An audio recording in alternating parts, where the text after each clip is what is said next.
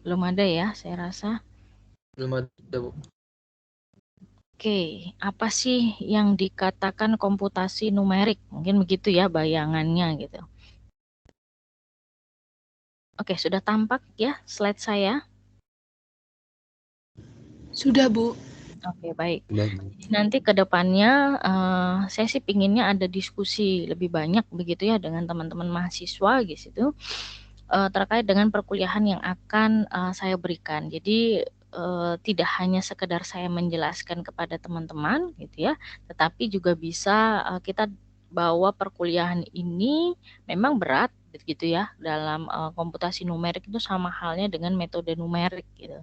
Yang notabene dia akan masuk ke dalam persamaan ke matematik untuk matematik yang teman-teman yang membenci banget dengan matematik ya diharapkan bisa lebih friendly lagi dengan komputasi numerik ini begitu ya. Oke, tentunya kita bawa perkuliahan yang berat ini kita kemas supaya lebih bisa lebih ringan dan bisa Anda paham dengan cepat begitu ya. Oke, pengantar komputasi numerik.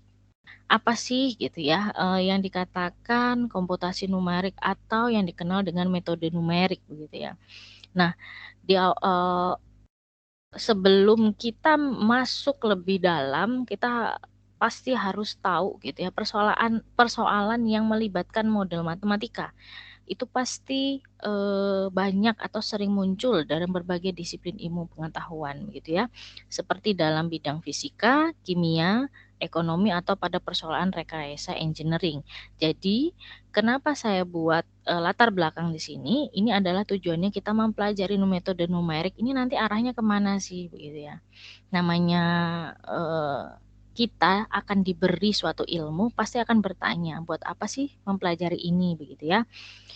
Kurang lebih ini akan digunakan saat perhitungan dalam fisika, kimia, ataupun rekayasa engineering karena teman-teman berada di teknik begitu ya.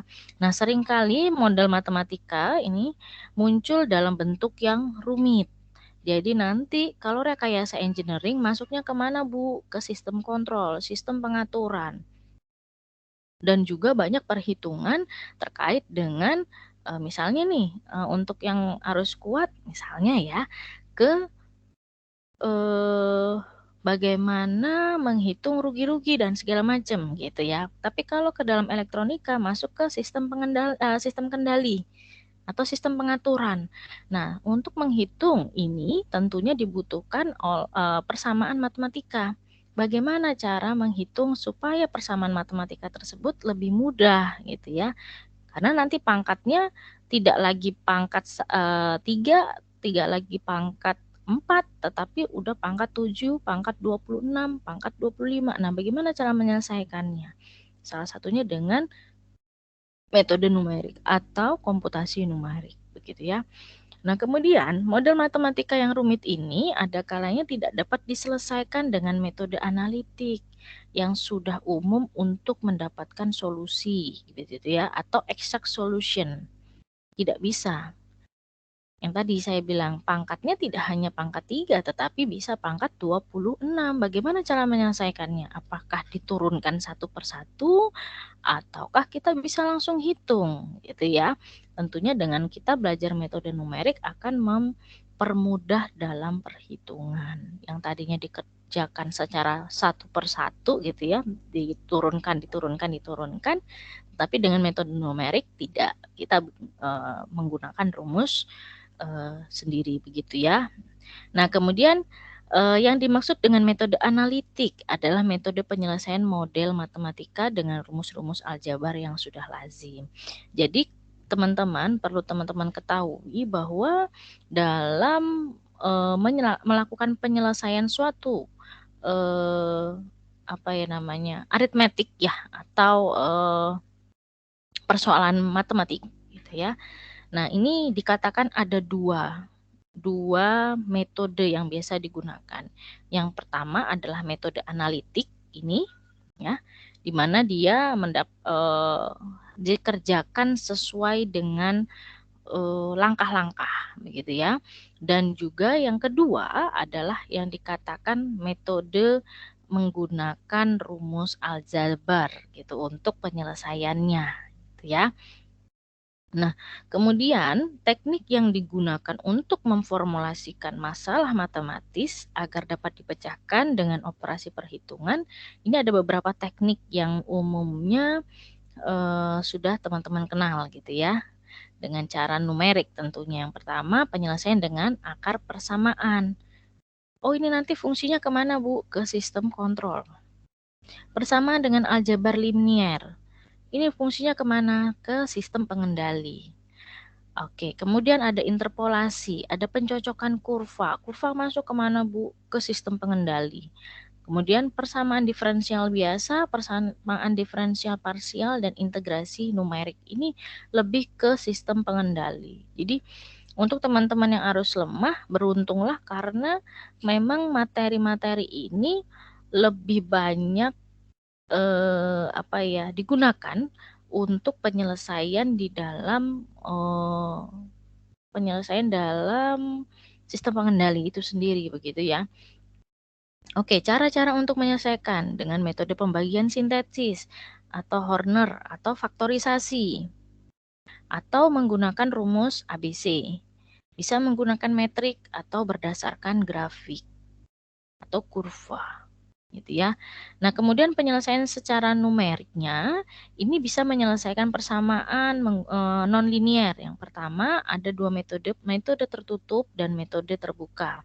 Di mana untuk metode tertutup ini kita menyelesaikan berdasarkan tabel atau bisection atau bagi dua ya.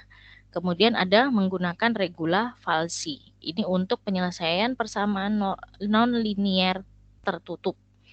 Tapi untuk menyelesaikan persamaan non-linear terbuka, kita bisa menggunakan metode scans, Newton-Raphson, dan iterasi sederhana. Nah, Newton-Raphson ini bisa digunakan untuk kalau teman-teman arus kuat gitu ya, dia bisa menghitung susut. Atau kalau nanti sudah dapat materi etap, nah, ini salah satunya kalau etap kan aplikasi ya. Jadi kita masukkan data beban, kemudian data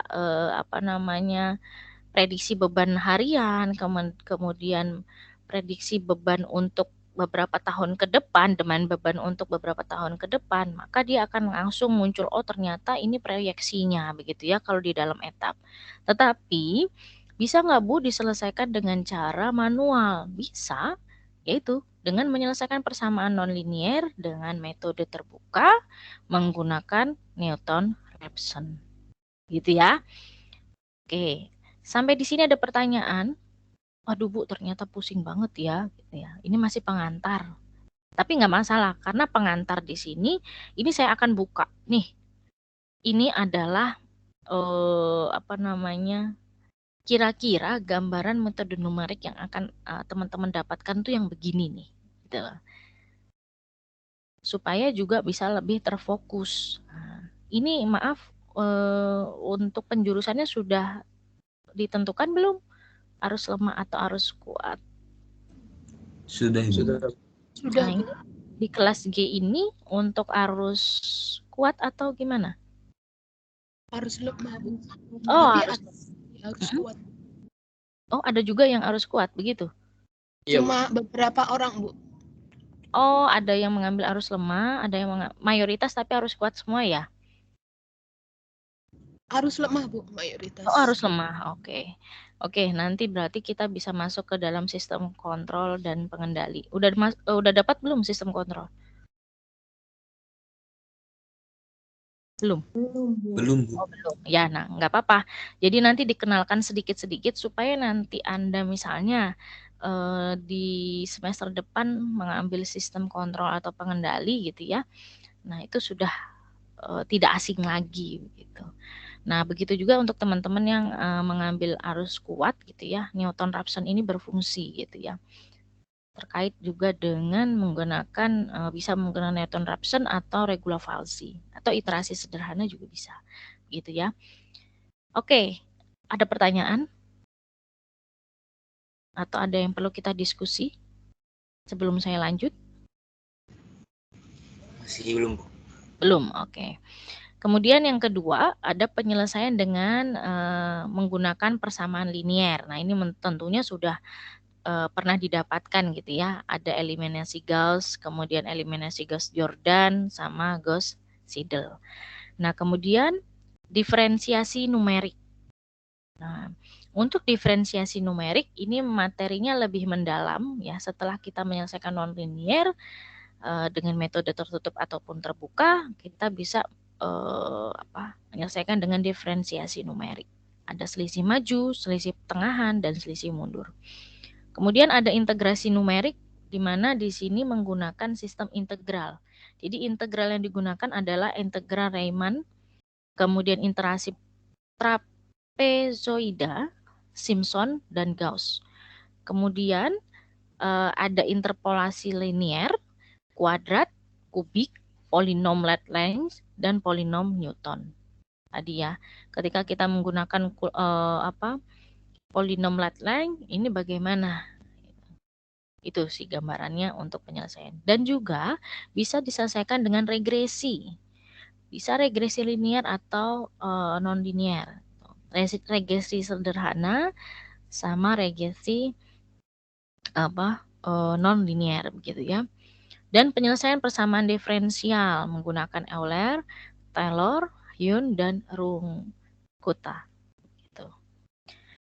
Kemudian masuk ke dalam analisis numerik dan metode numerik. Tadi apa sih panjang lebar ya kita udah jelasin analisis numerik dan metode numerik. Ternyata ini punya perbedaan. Untuk metode numerik ini adalah algoritma menyangkut langkah-langkah penyelesaian persoalan secara numerik. Itu namanya metode. Kalau analisis adalah terapan atau penerapan dari algoritma atau dari matematika untuk menganalisa suatu metode. Termasuk di dalamnya pembuktian apakah suatu metode ini konvergen. Begitu ya. Artinya konvergen ini sesuai, sama gitu ya. Kalau divergen kan dia berbeda gitu ya antara perhitungan dengan ini gitu ya, dengan metode yang digunakan. Jadi berbeda ya. Metode numerik itu adalah algoritmanya terkait dengan langkah-langkah penyelesaian. Kalau analisis adalah terapan dari metode tersebut. Begitu. Nih. Metode analitik, solusi yang dihasilkan biasanya di dalam bentuk fungsi matematik yang selanjutnya bentuk fungsi matematik tersebut dapat dievaluasi untuk menghasilkan nilai dalam bentuk angka dan merupakan solusi yang pasti. Yang kedua, ini dia menggunakan cara atau cara aturan. Yang ketiga, tidak selalu mudah memperoleh solusi kalau menggunakan analitik. Nah, yang keempat, terkadang ada sesuatu masalah yang tidak dapat diselesaikan dengan metode analitik ini. Maka harus diselesaikan dengan metode yang lain, yaitu dengan apa? Metode numerik. Kalau perbedaan dengan metode numerik, yang pertama, solusi yang dihasilkan selalu berbentuk angka dan mendekati solusi yang sebenarnya. Solusi ini tidak tepat sama dengan solusi sebenarnya sehingga ada selisih. Jadi ada gap. Misalnya nih selisih apa sih namanya ya? Toleransi ya, batas toleransi misalnya yang diingin 0,05. Kemudian selisih atau 0,05 ini dikatakan galat atau error, gitu ya, toleransi batas. Gitu. Nah kemudian yang kedua ini menggunakan aritmatika atau hitungan dalam proses penyelesaian. Yang ketiga solusi selalu dapat diperoleh dengan bantuan komputer. Begitu. Oke, di dalam tadi kita bicara metode numerik gitu ya. Numerik itu identik dengan angka, identik dengan bilangan gitu. Tapi bilangan yang seperti apa dulu gitu. Bilangan di sini ternyata dibagi dua, ada yang dikatakan bilangan eksak dan ada bilangan aproksimasi. Kalau untuk bilangan eksak khusus untuk menyelesaikan permasalahan dengan metode numerik ya, yang sering muncul adalah nilai-nilai atau angka-angka eksak, di mana ada 1, 2, 3 dan seterusnya, ada setengah, sepertiga ini dalam komponen pecahan, ada juga bilangan eksponen, akar gitu ya. Ini dia jadi penggolongan bilangan eksak itu dibagi menjadi 3. Bilangan real, pecahan, dan eksponensial. Gitu. Nah, kemudian tadi kita bicara galat atau error gitu. Atau adanya kekeliruan. Kekeliruan yang seperti apa? Yang bersifat inherent atau kekeliruan pemetaan. Pemetaan ya ini ya.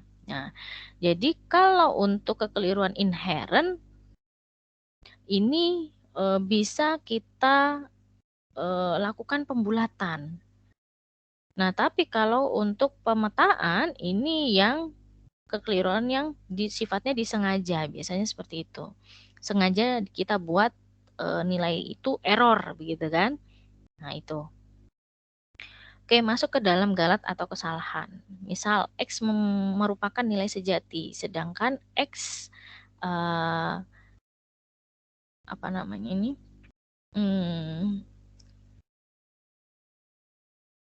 Saya kok lupa sih.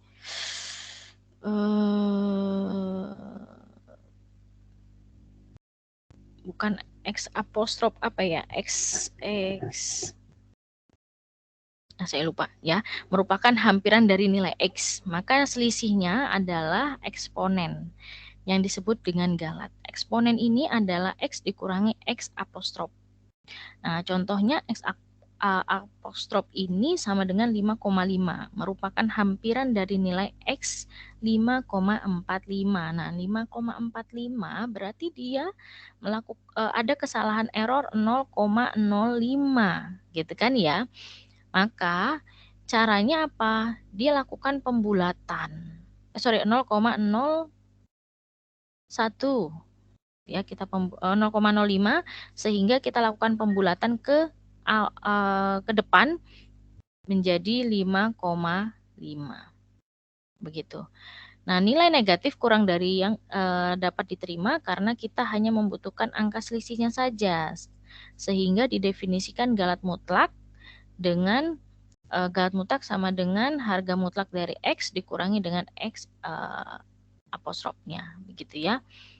Tadi nilai X-nya berapa? 5,45 dikurangi 5,5. Maka error yang terjadi 0,01. Ukuran galat eksponensial kurang bermakna jika tidak menunjukkan seberapa besarnya galat dibandingkan dengan nilai sejatinya. Nah, ini contoh kasus ya. Pada contoh kasus, anak pertama melaporkan hasil pengukuran besi yaitu 99 cm. Padahal panjang sebenarnya adalah 100 cm. Maka galat yang terjadi adalah 100 dikurangi 99.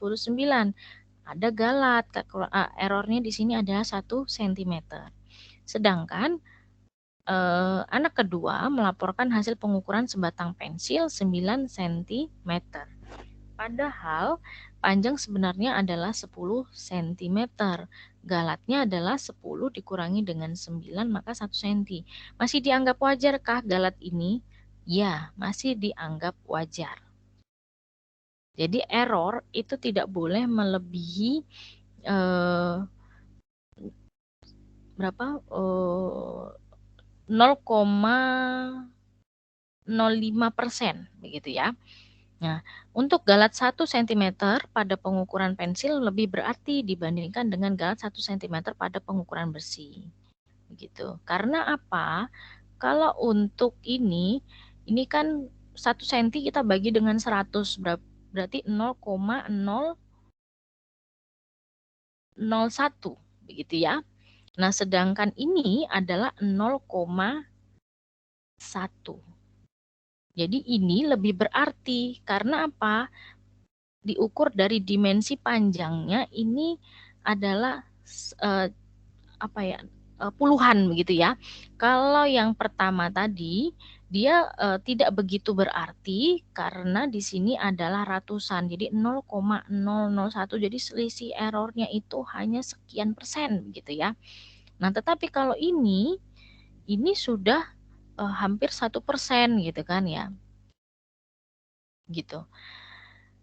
Jadi kalau dilihat yang lebih berarti itu sebetulnya sebatang pensil ini karena dia menggunakan dimensi satuannya adalah puluhannya gitu ya, dimensi puluhan ya gitu.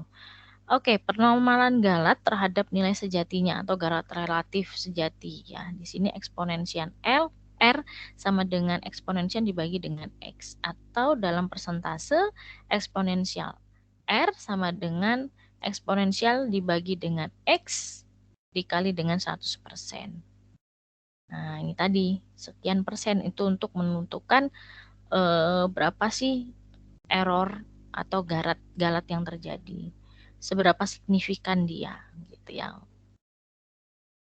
Kemudian sumber utama galat. Yang pertama ada galat pemotongan. Jadi hampiran fungsi cos X dengan deret Taylor di sekitar X sama dengan 0 adalah, ini adalah nilai hampirannya. Kemudian ini adalah galat pemotongan. Oh, ternyata hampiran fungsi cos dengan deret Taylor sekitar X sama dengan 0, ini adalah kita bagi. Oh, ternyata satu nilai hampiran ini gitu ya, lebih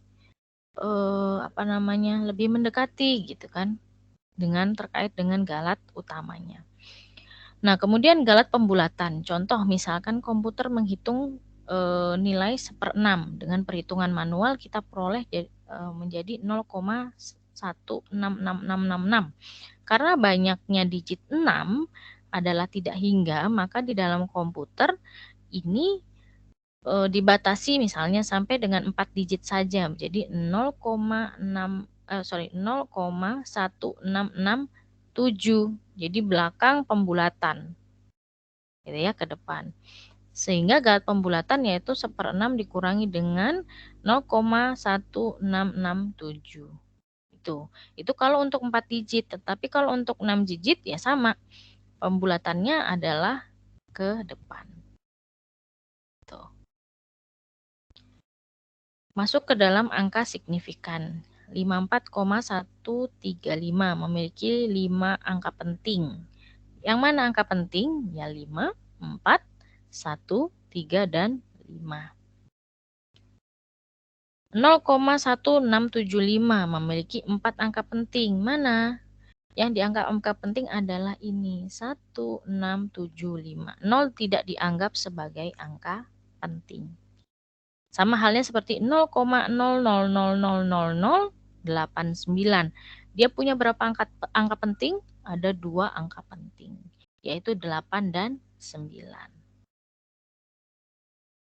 Beda halnya ketika nolnya berada di belakang yang merupakan itu ribuan, puluhan, ratusan. Nah, itu termasuk dia angka penting. Contoh 278.300. Berapa banyak angka penting? Ada 6 angka penting, yaitu 2, 7, 8, 3, 0, dan 0. Gitu ya.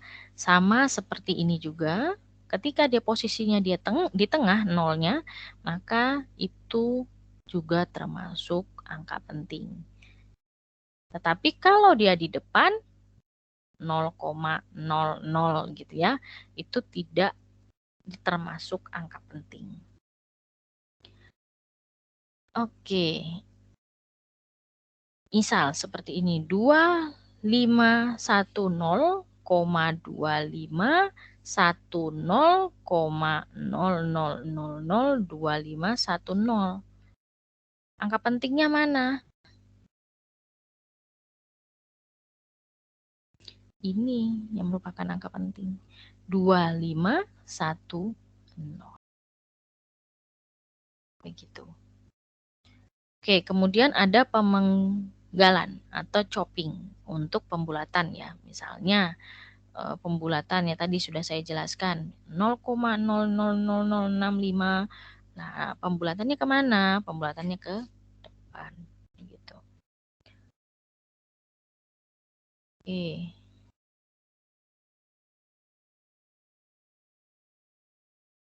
Bilangan yang dibulatkan ini dapat diteliti sampai n angka signifikan. Oke, ini ada tugas. Jadi bulatkan bilangan-bilangan berikut ke dua tempat desimal, begitu ya. Kemudian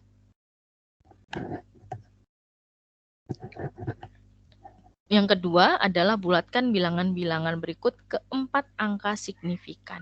Nah, ini silakan nanti dikerjakan untuk tugas ini gitu ya, sebagai tugas awal di dalam mata kuliah ini.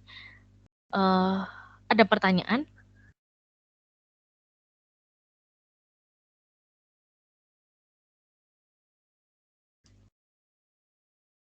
Bu, permisi Bu.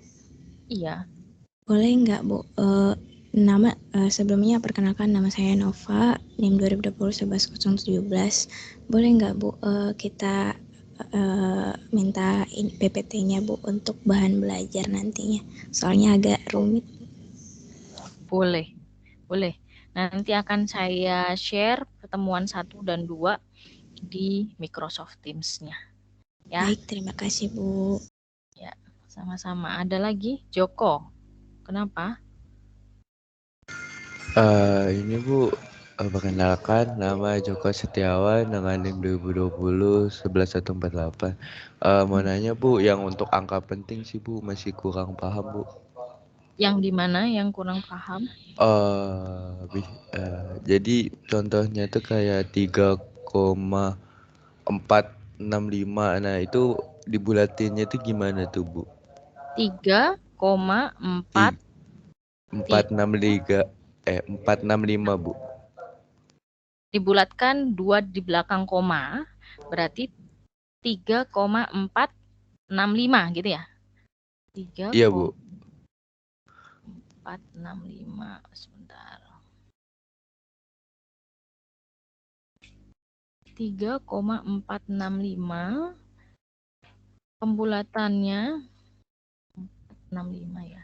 Pembulatan 2 desimal ke depan, berarti 5 ini akan dibulatkan ke 6. Jadi, ini sama dengan 3,47. Karena 5-nya, jadi 1 sampai 5, batas apa? Kalau 1 sampai 4 itu belum bisa dilakukan pembulatan ke depan. Ya, jadi artinya tetap misalnya 3,464. Nah, itu tidak bisa dibulatkan. Dibulatkannya hanya menjadi 3,46. 4-nya hilang. Tetapi kalau 3,465, 5 ini bisa dibulatkan ke depan. Artinya ditambahkan ke depannya. Jadi 3,47 begitu. Berapa angka penting di situ? Ada 3. Yang tadinya ada 4 angka penting, ketika pembulatan menjadi 3 angka penting. Begitu ya. Oh, berarti misal kalau angkanya itu di bawah 5 tidak bisa dibulatkan ya Bu? Tidak bisa dibulatkan. Akan Iya. hilang. Kalau memang dia dilakukan pembulatan, begitu ya. Jadi tidak bisa ditambahkan ke depan. Atau ditambahkan ke depan itu tidak bisa. Gitu. Oke Bu, terima kasih Bu. Ya, sama-sama.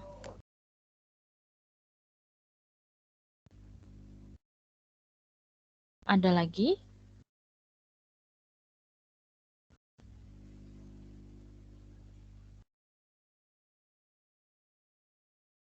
Oke, jika tidak ada pertanyaan, mungkin saya rasa cukup untuk perkuliahan hari ini ya. Silakan, ada lagi yang raise hand. Gugun. Izin masuk Bu. Ya, sebelumnya perkenalkan, nama saya Gugun Toro dengan NIM 2020-11064. Tadi Bu, untuk tabel yang antara analitik sama numerik kan ya Bu, itu yang lebih efisien yang mana Bu menurut Ibu? Kan itu tadi ada kelemahan-kelemahannya Bu. Perbedaan ya. masuk ke dalam tabel perbedaan metode analitik dan metode numerik gitu ya. Tergantung pada jenis soal yang kita hadapi. Ketika soal itu rumit begitu ya, dan kita tidak mampu menyelesaikan dengan metode analitik, maka kita bisa menyelesaikan dengan metode numerik. Jadi kalau dirasa, oh nanti akan pasti ribet nih terkait dengan metode analitik tadi, karena pangkatnya bukan lagi pangkat 1 atau pangkat 2 gitu, atau pangkat 3, tetapi pangkatnya sudah pangkat 26, berarti turunannya nanti akan banyak kan begitu ya, tidak bisa kita menggunakan metode analitik, tapi kita harus menggunakan metode numerik penyelesaiannya. Baik itu menggunakan aplikasi atau kita menggunakan turunan atau regresi atau persamaan nonlinier. Nah, itu dengan misalnya nih metode terbuka, metode secant gitu, atau kita bisa menggunakan metode tertutup dengan regula falsi. Udah, maka akan keluar hasil itu nilainya. Jadi tidak perlu diturunkan satu persatu, tetapi kita langsung menggunakan dengan cara numerik gitu ya. Begitu, Gun. Ada pertanyaan lagi? Baik Bu, terus suwun. Ya, sama-sama. Ada lagi teman-teman?